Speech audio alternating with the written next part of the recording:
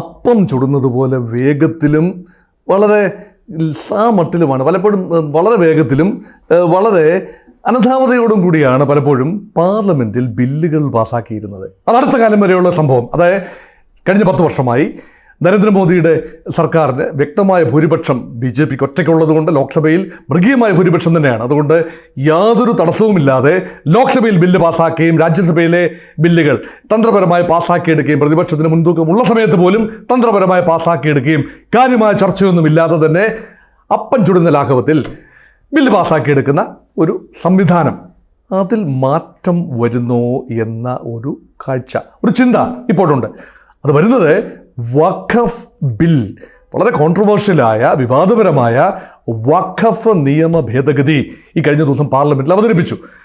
അത് ശബ്ദായമാനമായ രംഗങ്ങൾക്ക് സാക്ഷ്യം വഹിച്ചു. കിരൺ റിജ്ജു അവതരിപ്പിച്ച ആ ഒരു ബില്ല് ആ ന്യൂനപക്ഷങ്ങളെ, വലിയ തോതിൽ മുസ്ലിം ന്യൂനപക്ഷങ്ങളെ പ്രത്യേകിച്ച് ആശങ്കപ്പെടുത്തുന്ന പ്രൊവിഷൻസ് അടങ്ങുന്ന വഖഫ് ബിൽ 1995 വഖഫ് നിയമം പരിഷ്കരിച്ചുകൊണ്ട് ആ ബില്ലിൻ്റെ പേര് തന്നെ മാറ്റി, ആ നിയമത്തിൻ്റെ പേര് തന്നെ സമഗ്രമായി പരിഷ്കരിച്ചുകൊണ്ട് ആ വഖഫിൽ പ്രത്യേകിച്ച് ഇതര മതസ്ഥരായ ആളുകൾക്ക് കൂടി ബോർഡിൽ സാന്നിധ്യം നൽകുന്ന രീതിയിൽ കാര്യങ്ങൾ ക്രമീകരിച്ചുകൊണ്ട്, അത് ഇസ്ലാമിൻ്റെ സംരക്ഷണത്തിനും ഇസ്ലാമിക താല്പര്യങ്ങളുടെ സംരക്ഷണത്തിനുമാണ് എന്ന് ഗവൺമെൻറ് പറയുമ്പോഴും, സുതാര്യത ഉറപ്പുവരുത്താൻ വേണ്ടി ചെയ്യുന്ന കാര്യങ്ങളാണ് എന്ന് പറയുമ്പോഴും, ഈ വലിയ തോതിൽ ഇസ്ലാമിക മനസ്സുകളെ വ്രണപ്പെടുത്തിക്കൊണ്ടാണ് ആ ബില്ല് അവതരിപ്പിച്ചത്.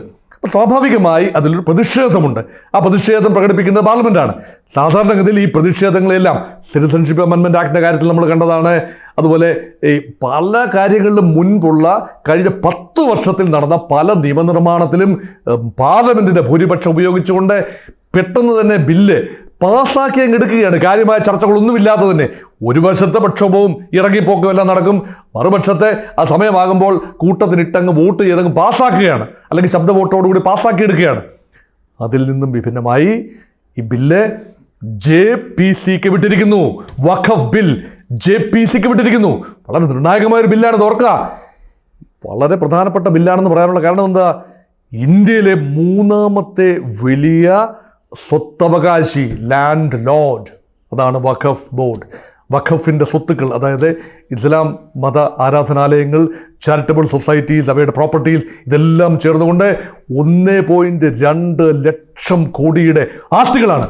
മാത്രമല്ല 8 ലക്ഷം ഏക്കർ ലാൻഡാണ് വഖഫ് ബോർഡിൻ്റെ എല്ലാ സംസ്ഥാനങ്ങളുമായി വ്യാപിച്ചു കിടക്കുന്ന, ഇന്ത്യ ആകമാനമായി വ്യാപിച്ചു കിടക്കുന്ന വഖഫ് വസ്തുവകകൾ.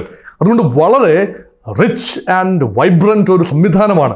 ആ സംവിധാനത്തെ നിയന്ത്രിക്കേണ്ട നിയമനിർമ്മാണം നടത്തുമ്പോൾ അത് വളരെ കാര്യക്ഷമമായി നടത്തേണ്ടതുണ്ട് എന്നത് നിസ്തർക്കമാണ്. അതുകൊണ്ട് ജോയിൻറ്റ് പാർലമെൻ്ററി കമ്മിറ്റിയിലേക്ക് ആ ബില്ല് വിട്ടിരിക്കുന്നു. അതിന് ഭരണപക്ഷം പച്ചക്കൊടി കാട്ടിയിരിക്കുന്നു. BJP സർക്കാർ അല്ലെങ്കിൽ NDA സർക്കാർ അതിന് അനുവാദം നൽകിയിരിക്കുന്നു. അത് പ്രതിപക്ഷത്തിൻ്റെ ഇംഗിതത്തിന് കുറേയൊക്കെയെങ്കിലും വഴങ്ങുന്ന മോദി സർക്കാരിനെ ഇപ്പോൾ കാണുന്നു. തീർച്ചയായും സ്വാഗതാർഹമായ കാര്യമാണ്. ഇനി എങ്ങനെയാണ് joint parliamentary commission, joint parliamentary committee JPC എന്ന് പറയുന്നത് ഒരു ഒരു ഒരു സാധാരണ അഡ്ഹോക് കമ്മിറ്റിയാണ്. അത് ഒരു പ്രത്യേക ആവശ്യത്തിന് വേണ്ടി, ഒരു പ്രത്യേക കാര്യത്തിന് വേണ്ടി മാത്രം വിളിച്ചു കൂട്ടുന്ന കമ്മിറ്റിയാണ്. സ്റ്റാൻഡിംഗ് കമ്മിറ്റി എന്ന നിലയിൽ എപ്പോഴും നിലവിലുള്ളൊരു കമ്മിറ്റിയല്ല. ഇത് പ്രത്യേക ആവശ്യത്തിന് വേണ്ടി വിളിച്ചു കൂട്ടുന്നു. ഇപ്പോഴിത് മുൻകാലങ്ങളിൽ വിളിച്ചു കൂട്ടിയിട്ടുണ്ട്. മുൻകാലങ്ങളിൽ നരസിംഹറാവു ഗവൺമെൻറ് സമയത്തും ദേവഗൗഡ ഗവൺമെൻറ് സമയത്തും ഒക്കെ സംഭവിച്ചിട്ടുണ്ട്. കാരണം ഓഹരി കുംഭകോണം അന്വേഷിക്കാനുള്ള കമ്മീഷൻ, അതുമാത്രമല്ല ഈ ബോഫോഴ്സ് വിവാദം അന്വേഷിച്ച ജോയിൻറ്റ് പാർലമെൻ്ററി കമ്മിറ്റി 91-92 വലിയ തോതിലുള്ള ഓഹരി, ഹർഷദ് മേത്തയുടെ ഈ സെക്യൂരിറ്റി സ്കാം നടന്നപ്പോൾ, അതിനുശേഷം കേത്തൻ പരേഖുമായി ബന്ധപ്പെട്ട സെക്യൂരിറ്റി സ്കാം നടന്നപ്പോൾ, ഇതെല്ലാം തന്നെ JPCയുടെ അംഗങ്ങൾ കൂലങ്കഷമായി നിയമവശങ്ങൾ പരിശോധിച്ച് അതിൻ്റെ കാര്യങ്ങൾ ചർച്ച ചെയ്ത് പാർലമെൻറ്റിൽ ബില്ലുകൾ അവതരിപ്പിക്കുന്ന ഒരു കാഴ്ച നമ്മൾ കണ്ടു. പക്ഷേ കഴിഞ്ഞ 10 വർഷം കാര്യമായ JPC, 1-2 JPCകൾ ഉണ്ടായി എന്ന് നിഷേധിക്കുന്നില്ല, പക്ഷേ കാര്യമായി ബില്ലുകൾ JPCക്ക് വിടുന്ന ഒരു പതിവ്, ആ പതിവിൽ ഇപ്പോൾ മാറ്റം വന്നിരിക്കുന്നു. JPCയുടെ ഘടനയനുസരിച്ച് ലോക്സഭയിലെ അംഗങ്ങൾ ഇരട്ടിയും രാജ്യസഭയിലെ അംഗങ്ങൾ പകുതിയും. 15 അംഗ കമ്മിറ്റിയാണെങ്കിൽ അതിൽ 10 പേര് ലോക്സഭയിൽ നിന്നും 5 പേര് രാജ്യസഭയിൽ നിന്നുമാണ്. ഇപ്പോൾ തിരഞ്ഞെടുത്തിരിക്കുന്ന 31 അംഗ ജോയിൻറ്റ് പാർലമെൻ്ററി കമ്മിറ്റിയിൽ 21 പേര് ലോക്സഭയിൽ നിന്നും 10 പേര് രാജ്യസഭയിൽ നിന്നാണ്. അതിനകത്ത് ഭരണപക്ഷത്തെ അംഗങ്ങളും ഉണ്ടാകും, പ്രതിപക്ഷത്തെ അംഗങ്ങളും ഉണ്ടാകും. ഭരണപക്ഷത്തെ ലോക്സഭയിലെ ഒരു അംഗമായിരിക്കും JPCയുടെ അധ്യക്ഷ സ്ഥാനത്ത്. അത് മിക്കവാറും ഭരണകക്ഷിയുടെ ഒരാൾ തന്നെ ആയിരിക്കാനാണ് സാധ്യത. അങ്ങനെ വരുമ്പോൾ അവിടെ ചർച്ചകളുണ്ടാകും. ഈ ചർച്ചകൾക്ക് ശേഷം അടുത്ത പാർലമെൻറ്റ് സെഷൻ കൂടുമ്പോൾ, ഇപ്പോൾ പാർലമെൻറ്റ് അഡ്ജോൺ ചെയ്തിരിക്കുകയാണ്, രാജ്യസഭയും ലോക്സഭയും അഡ്ജോൺ നിർത്തിവെച്ചിരിക്കുകയാണ്. സഭാ സമ്മേളനം അവസാനിക്കുന്നതിന്, വർഷകാല സമ്മേളനം അവസാനിക്കുന്നതിന് ഒരു ദിവസം മുൻപ് തന്നെ ലോക്സഭയും രാജ്യസഭയും പിരിഞ്ഞിരിക്കുകയാണ്. അപ്പോൾ adjourned sine die without announcing a date, അതാണല്ലോ സൈനി ഡൈ. അങ്ങനെ നിർത്തിവെച്ചിരിക്കുന്ന പാർലമെൻറ്റ് വീണ്ടും കൂടുമ്പോൾ JPCയുടെ റിപ്പോർട്ട് കൂടി പരിഗണിക്കേണ്ടതുണ്ട്. അതിനു മുമ്പ് ജോയിന്റ് പാർലമെന്ററി കമ്മിറ്റിക്ക് ആരെ വേണമെങ്കിലും വിളിച്ചു വരുത്താം. അതിൽ നിയമവിദഗ്ധന്മാരെ വിളിച്ചു വരുത്താം, അവരോട് കൺസൾട്ട് ചെയ്യാം, പരാതികൾ കേൾക്കാം. മുസ്ലിം ജനവിഭാഗങ്ങളുടെ, മുസ്ലിം സമുദായ സംഘടനകളുടെ, മുസ്ലിം ചാരിറ്റബിൾ സൊസൈറ്റികളുടെ എല്ലാം പരാതികളും പരിഭവങ്ങളും രാഷ്ട്രീയ കക്ഷികളുടെ നിവേദനങ്ങളും എല്ലാം തന്നെ പരിഗണിക്കാൻ ഈ ജോയിന്റ് പാർലമെന്ററി കമ്മിറ്റിക്ക് കഴിയും. അതുകൊണ്ട് നിർണായകമായ ചർച്ചകളുടെ വേദിയാണ് ഉണ്ടാകുന്നത്. ജനാധിപത്യത്തിൻ്റെ ശ്രീകോവിലായ പാർലമെൻറ്റിനെ സംബന്ധിച്ചിടത്തോളം ഞാൻ നേരത്തെ പറഞ്ഞതുപോലെ ദ്രുതഗതിയിൽ പെട്ടെന്ന് പാസ്സാക്കിയെടുക്കേണ്ട ഒന്നല്ല നിർണായക നിയമങ്ങൾ.